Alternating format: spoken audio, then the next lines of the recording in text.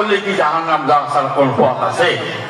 বাবা আল্লাহ কাছে ব্যবসাটা কি এই তামাকের ব্যবসা, ভুট্টা ধানের ব্যবসা নয়।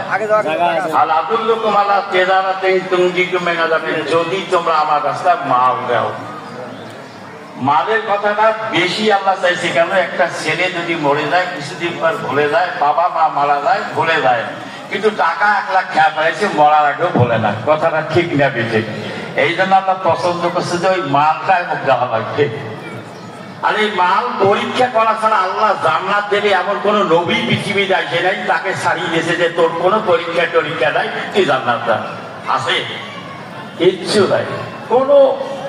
কোন নবীকে আল্লাহ ছাড় দেন নাই, পরীক্ষা আসবে। তবে পরীক্ষার 2টা হলো ঘটনা।